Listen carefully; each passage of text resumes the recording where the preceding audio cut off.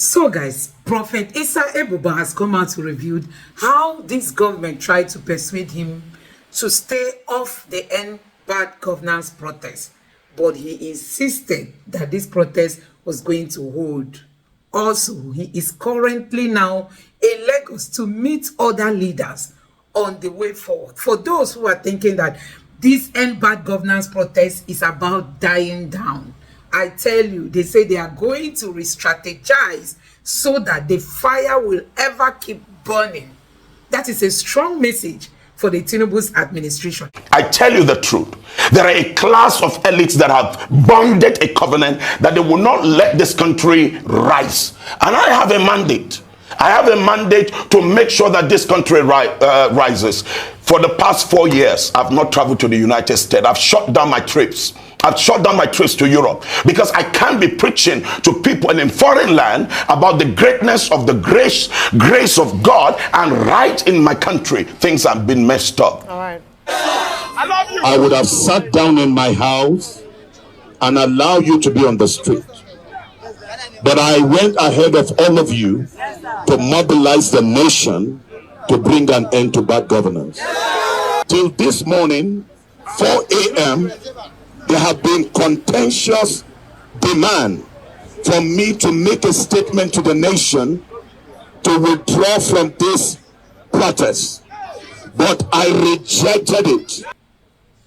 And also I have some meetings with some of the leaders here in Lagos that we need to sit down and look at the whole situation, and also on how we are going to keep the fire burning until we get things right. And so I'm here specifically to be able to strengthen the hands of men and women that are also willing to fight and to sustain the fight until we recover. I brought the Plateau spirit to Lagos. Yes, because Plateau stood out. By the grace of God, we were able to lead the protest without one soul, without losing one soul, without a breakdown of law and order. And so it stood out in all the protests. It is time for Tinubu to start taking real actions that Nigerians can really relate with. Because as it stands now, we are not seeing action. We are not seeing action. The 10 demands being put forward by the protesters has not even been touched. And guess what? Wike must go has been added. Akpabio must go has been added. And Tinubu must go has been added, making it 13 demands coming from the protesters. Let me allow you to listen to what Prophet Issa Ebuba has come out to say on Arise Television. Take a look. Here to join you to mobilize the nation for your sake. So we must show what we want them to do. We must be a perfect example. I would have sat down in my house and allow you to be on the street. But I went ahead of all of you to mobilize the nation to bring an end to bad governance. Till this morning, 4 a.m., there have been contentious demand from me to make a statement to the nation to withdraw from this protest. But I rejected it. Joining us now on the show as we look at the state of the nation of Nigeria amid the nationwide protests is Prophet Issa Ebuba, convener Initiative for a Better and Brighter Nigeria and the General Overseer of Ebuba Outreach Ministries International. Well, Prophet, you led the protest, it was reported, in Jos, Plateau State. As a prophet, the expectation is that you preach messages of love, unity, even hope, which President Tinubu has joined, saying he's a hope champion. But you led a protest against the state. Can you explain why you have chosen that option? And then now you are here physically with us in Lagos. It looks like you abandoned the protest. The protest was supposed to be August 1 to 10. Were you persuaded by President Tinubu's address to abandon the protest and leave Jos and come to Lagos? Well, those two issues. Let me answer the last one before I get to the first one. Having abandoned the protest, I believe that you've seen that there was there was a curfew that was declared on the plateau. And also I have some meetings with some of the leaders here in Lagos that we need to sit down and look at the whole situation, and also on how we are going to keep the fire burning until we get things right. And so I'm here specifically to be able to strengthen the hands of men and women that are also willing to fight and to sustain the fight until we recover. You brought the Plateau spirit to Lagos. Yes, because Plateau stood out. By the grace of God, we were able to lead the protest without one soul, without losing one soul, without a breakdown of law and order. And so it stood out in all the protests in the country. And everybody was calling on the Plateau model and template on how they need to follow what we did on the Plateau. So let me come back to the first one. The first one, I'm a prophet by calling. And if you look at the calling of true prophets are restorers of values. True prophets are people that raise the standard of what a society needs to look like. True prophets are men and women that restore certain truths to the society and to its leaders. True prophets are men and women that can look up to the eyes of anybody who is doing what is wrong and confront the person without bending down their eyes. True prophets are not materialistic, and they are not people you can buy their conscience. They are emotionally detached or separated from people that will manipulate them for anything. They actually stand for the purpose of God on earth, and they also present the needs of humanity to God. So they stand in between, and that means that they are there for the defense. For instance, the Bible says that Jesus Christ came into this world in order to redeem humanity from captivity.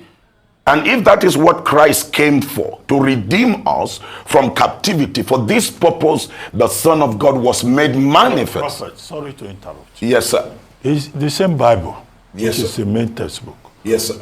Romans 13, verses 1 to 3. Says that the people should submit to the governing authorities. Yes. Do you object to that section No, of you the have Bible? to understand the context of that scriptures. What is the meaning? Why did that scripture? The scriptures there did not say we should cover the iniquity of leaders. But the scriptures there is saying, look here, you sustain institution by invoking the power of God. Now, anything that contravenes the constitution or the institution of God's word, you are meant to go against it. That's why Paul, the same Paul who gave that admonition, said in the book of Timothy, what did he say? He said, all scriptures is given for instruction, for admonition, for correction, for rebuke, and for righteousness.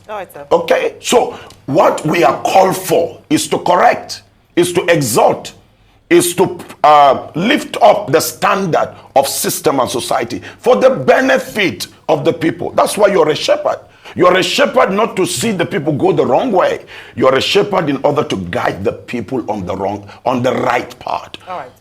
Okay, great. And thank you so much, sir, for Dr. Bati is a Bible college scholar as well, even though he did not graduate, but he went to Bible college. But I wanted to ask you something yesterday, and I'm glad that one of the leaders of the protest is with us in the studio. Senator Adams Oshomole was with us yesterday, and he said that the protests had no leaders, had no people, no faces, and so it's good to see your face. But he also mentioned that it was about ending this government, not about poverty, and I want you to speak to that. Was that what you were agitating for in Jos? Were you trying to take out the president from office in terms of ending bad governance? And then if that's not the case, I'd like you to also speak to your statement where you said that the president and the National Assembly should stop living lavishly and be sensitive to the people. What would that look like? Was it reflected in the president's speech? Let me bring you to this. I think this is one of the things that is really, really getting me hard and hot within me.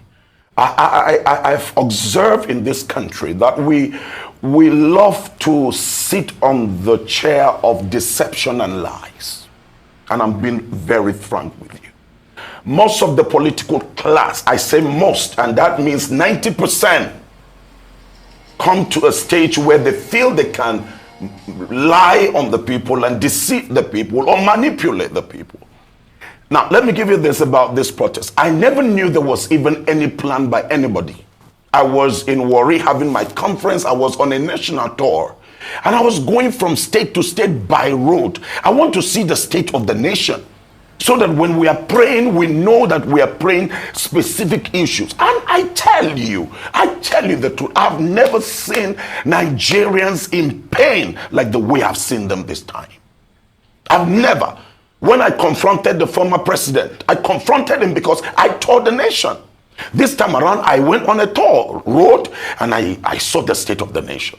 I was in Warri, and God spoke to me to confront the government to do things quickly and put things right. People are suffering, and there are things that just ordinary, let me use the word, ordinary mind should be able to tell you. I'm not well educated, but at least there are simple things that an ordinary person should know. Short-term, mid-term, and long-term goal. What do we do with the pain that we've thrown the people into? This president threw Nigerians into uncommon pain. People are eating grass. People are eating leaves. So would you say that it was not about ending the government, but writing? It will amaze you. Yeah, because it will amaze you to know this, that not one person has given 1 penny. Not one person has spoken to me. All my chapters across the country, when I called for the protest, I said, if the president do not act on alleviating the pain of Nigerians, we will get on the street. That was when, after that broadcast, a group of young people from Kano, Sokoto, Kaduna, Borno, and all of that, on the Twitter space, over 110,000.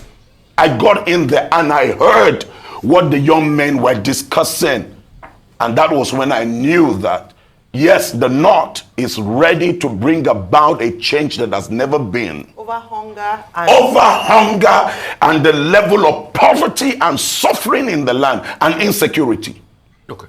All right. So you've said all of this, but let me put forward some positions, and I'm sure you can react to it like the government will have put forward. The government is now talking about the fact that foreign forces are trying to take over the nation, which is the Russian flags being peddled around.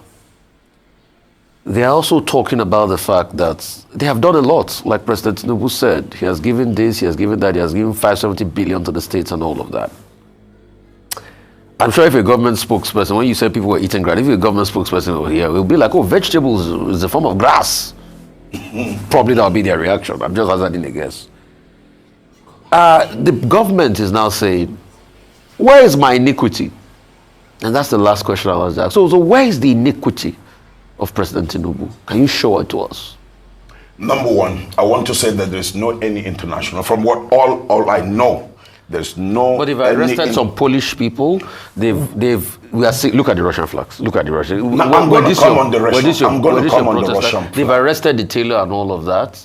And they're saying people are trying to take over the country. No, there is none. I just gave you the background of mobilizing the nation for this process. That you know of. There is none. There is none that I know of. That's number one. Number two, let me tell you, one of the days on TikTok, they were having a meeting. There were over 1 million people in that space discussing the state of the nation, and they were all young people, no foreign. I tell you this, the entire protest you see, nobody has given a dime.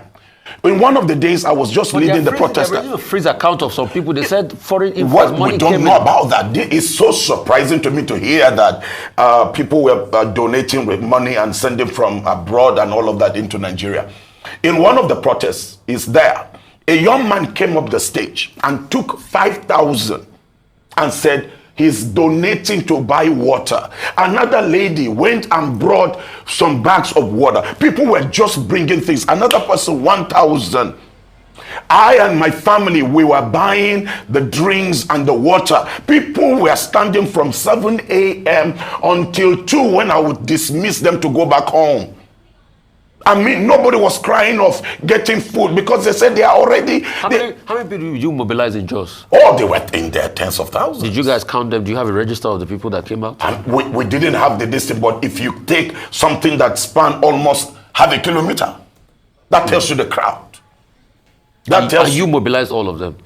Yes, we mobilize all And the of them. church mobilize all of them. The church and the people. I mean, it's both Muslims and Christians.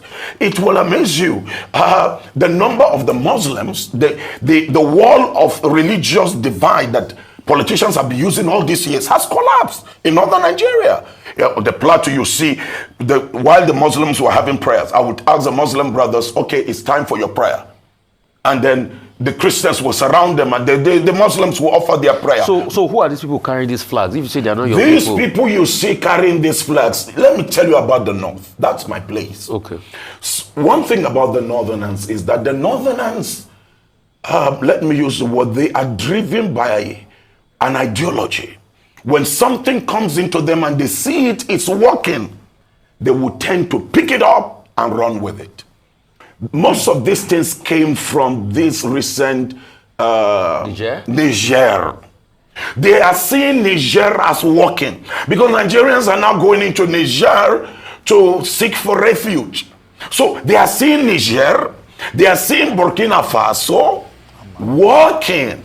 So they are now demanding, I'll tell you the truth, they are now demanding that if the military rule can provide Niger With a fence according to the constitution, the military, we can't afford to have anarchy in yeah, the but land. that is the level of the understanding of the people. Prophet, 2 questions.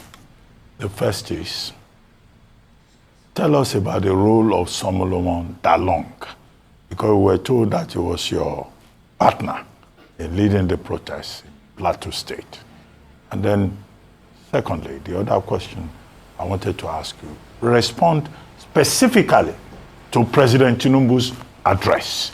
Are you satisfied with the address, or do you believe, like some other people who were involved, civil society groups who were involved, that the president was delivering beautiful nonsense, to quote Omoyele Sowore? Let me, Mr. Chief Solomon Dalong is an amazing soul, I tell you. He's an amazing, amazing soul. I mean, he got to know about the broadcast and that I made in Warri. And when he got into these spaces, he discovered that the young people were discussing about that broadcast. And so that got him passionate about, okay, if this is it, he's going to be part of it. And I tell you, he has done a lot in shifting the minds of the Northerners, majority of the Northern youth, from the violent part of protest to a peaceful part of protest. He's a great soul. Number 2, he came out to apologize to the Nigerian people that I was part of a government. We promise you that this is what we're going to do. But I feel so bad that we did not deliver, and I'm sorry. And he apologized before the entire crowd. That is what leadership is all about. And I tell you, if we can have few... That's not Tinubu, that's Buhari. Yes, that's Buhari, but he was part of a government. He was part of APC. This was what they promised, but this is what they brought on the people. So one thing with leadership is to own up your irresponsibility or your failure. Let me come to the presidential address. I mean, that was, to me, that was out of point.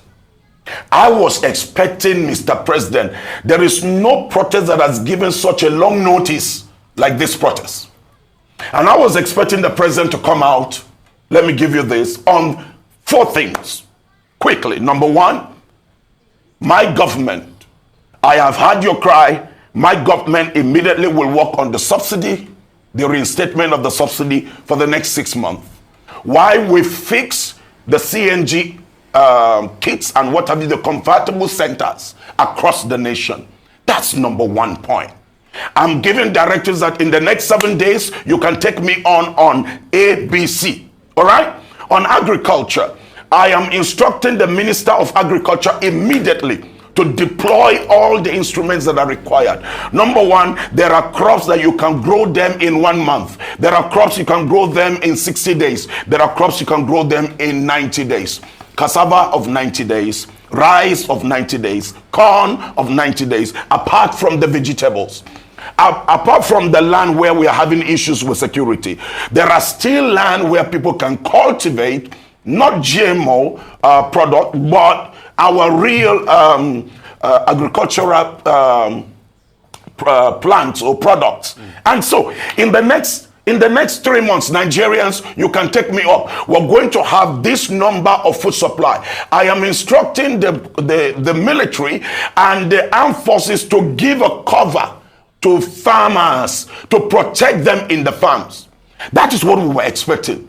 I heard that fertilizers were released. Sir, I bought 450 plots of land in the city of Jos in order to distribute to families to farm this year. I bought a bag of fertilizer for 40,000. I never saw one fertilizer from the federal government. And they said 200 trucks. Did you see rice? I never saw anything. Rice. I know nothing was there. All right. Okay. So let me come in, and this is really important. So let me. So the last two. Yeah. Let me take you on the third one. The third one on the electricity tariff. This thing is biting hard on manufacturers and producers. And so what he needed to do is, okay, on the electricity tariff, we're withdrawing this tariff for this period of time. Until we get our acts together, then we're going to implement the electricity tariff. Number 4, what the president needed to do was quickly to instruct the armed forces to act on the state of security, and then say, okay, we want 100 youths in every village, especially in the areas where we're having this insecurity issue. Because I want you to liaise with the 100 youths to secure this territory. That's all the president needed to do. Then number 5, on my cabinet, I am going to reject this cabinet. 85% of the members of the cabinet are non-functional. They are just wasting the resources. And the president needed to cut down on the cost of governance. For me, as the president of Nigeria, I'm cutting down on the total allowance. 50% of my allowance. It's not a poor man. All right. Okay. Thank you so much. I mean, thank you for outlining your demands and stating clearly some of the quick wins that the protest is hoping that the president would respond to. But I have 2 questions for you. The first one is that you say that this president has plunged us into poverty, but they would argue that it didn't start from now, that they inherited a bad government, and that right from the time of President Muhammadu Buhari, the economy was plunged into where we are today. And so they are just trying to mop up what they inherited. What would you say to this? Especially because you didn't protest during President Buhari's time. So why didn't you protest then when things were hard for Nigerians? And then in the first 1 year of the administration, you're protesting. That's one. The second aspect of the question is, are you getting support from the Christian community? You are a lone voice, at least at the moment, in terms of, but some people have said that, oh, if more Christians and pastors spoke out like this, then maybe we might see the change, because they have the ears in some parts of the government. They can speak to power directly. What do you have to say about those things? Let me answer the second one. That's the office of the prophet. Sometimes the prophet do not go with the multitude. Sometimes you know that you're passionate about the state of the people and you go all out. Whether you have the support or you don't have the support, you don't wait for it. You declare the stand. Now, let me come back on the issue of the president is just 1 year. So you're getting support. So you're working on your own. Oh, I'm getting support. Okay. I'm getting massive. You can see the Christian. Are we looking forward to hearing more voices rise up? I trust God for that. Okay. No, right. this support, is it in No. in dollar terms? Nothing. Because Nothing. we have some accounts. Nothing. I've been receiving not one prayers. naira. They can check my account. My accounts are there. It's all run by my family. The accounts are there. Not one dime has come from anybody. Are you mobilizing more Christian voices to come? I'm mobilizing more Christian voices and Muslim voices. Because right now I have a lot of sheikhs who have moved away from what they used to know and what they used to teach. Now they are ready to begin to teach the right thing. The affliction you see, the massive, response from the Al-Majiri is because of the wrong teachings some of the Islamic scholars gave. And so now we are uprooting that. Fair point. Okay. So okay. The first now the first question. This administration saying that they inherited Let a me bad say this economy. to you. It's not Buhari's administration. The administration of Buhari is Buhari and Tinubu's administration. I can tell you that. What, in the last 8 years? Yes, because some of the ministers you see in there were given by Tinubu. Some of the parastatals were run by Tinubu. And remember, Tinubu was the leader of the party. That's why even in the second term, he came and said, this is the man. He went all out. This is the man that will fix the nation. So he's responsible for how. He's responsible. And let me take you this. If you're a leader and you're eyeing a particular position and you want to take, even when you don't have it, you do your homework. I mean, it's open there for him to be able to know what's the state of the economy, for him to know the state of roads, for him to know the state of electricity, for him to know the state of security. And you plan, you sit down with think tank, men that will think through and bring out solution in number of days. Okay, Reverend Buba, I get you. But let me also be brutally honest with you. A lot of people will say, most of the things you said just now, Tinubu's speech addressed it. He talked about CNG. He said we're going to make 1 million CNG kits available. He also went further and he talked about, and I'm trying to be government spokesperson here, which is playing devil's advocate. He talked about agriculture. He said he was going to cultivate 10 million hectares of land. Last year, they announced 500,000 hectares. This year, he says we're going to cultivate 10 million hectares. That's secondly. Moving further, you talked about electricity tariff. The question I'll ask you, Reverend, is where are they going to get the money to pay from? In a country where we are using our crude to borrow money, it's that bad now. Where are they going to pay for electricity tariff that's going to the trillions, which they said was a problem for them and they can't carry that on their books? As we speak now, the government already has 21 trillion in debts. You talked about rejigging the cabinet. Yes, granted, I give you that. He could have quickly done that. Cutting the cost of government. Yes, I give you that and all of that. But they will also argue that they are now taking a supplementary budget based on foreign exchange variations, and that's why they are bolstering the budget. So they are saying, we are doomed. You are saying they can do better. What's the argument here? Let me give you. When did they promise that they were going to supply the CNG kits? No, that promise, Reverend, in all fairness to you, it's been long. In fact, the promise has been since the days of Wario. Okay, all right. TINBU said 5 million. Okay, they promise you, let's assume that the president came on board and did what he did, the wrong policy that he threw to the Nigerian people and threw them out of balance. He made the promise, let's assume, in the month of June. This is now August 2024, not one kit have we seen. No, they will also argue with you that they've seen some CNG buses. We haven't seen, sir. I mean, I advise this government. There's a presidential initiative on CNG. No, sir. Some buses have been deployed. In fact, where? They went to check some CNG buses that they were building in a plant in Lagos. Where? And some other parts. Okay. Like we've heard of CNG use. But we haven't seen anything in the north. We haven't seen anything. I haven't seen anything. You're sure about that? Okay. All right. Now those convertible kits are not something that are like aircraft engine that you will have to go and place an order. And recently they made a donation in Sokoto to some public transport owners. Yes, what donation? I think about 100 or more than 100 CNG kits for their buses. Well, we haven't. I have told you this. I have gone. I traveled to the entire northern states. I went state by state. I haven't seen one. Okay.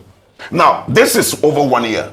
These kits are not things that will take you more than 3 months to import them and bring them into the country. It's nowhere.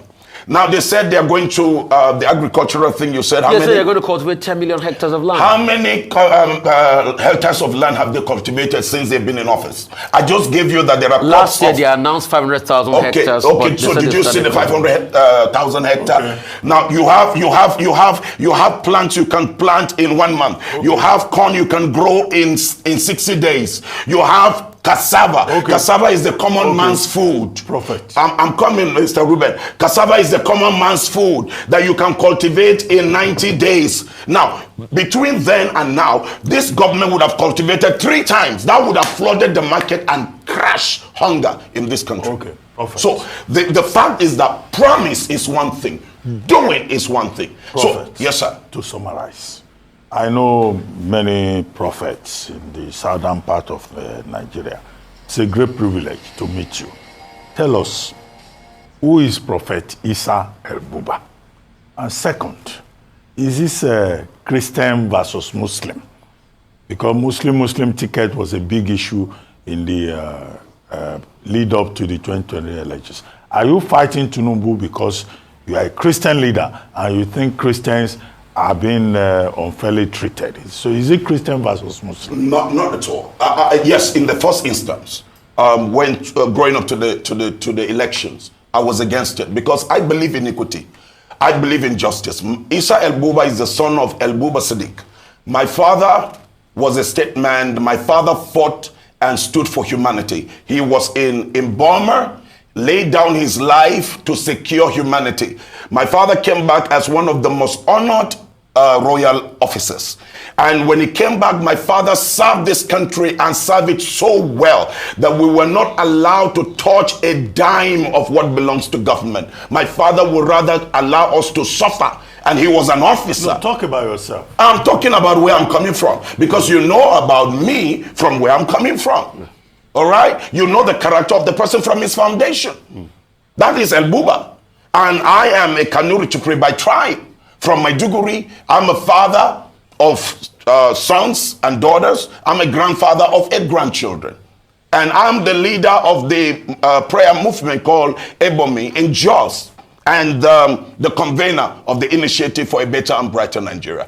I am a Nigerian that want to see a Nigeria work. I believe in the new Nigeria. I believe that people need not to go through what they're going through right now. This country is extremely blessed. But I tell you the truth. There are a class of elites that have bonded a covenant that they will not let this country rise. And I have a mandate. I have a mandate to make sure that this country rises. For the past 4 years, I've not traveled to the United States. I've shut down my trips. I've shut down my trips to Europe because I can't be preaching to people in a foreign land about the greatness of the grace of God, and right in my country, things have been messed up. All right.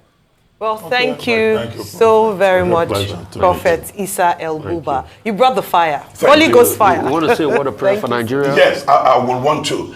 I want every Nigerian to know that we have a hope.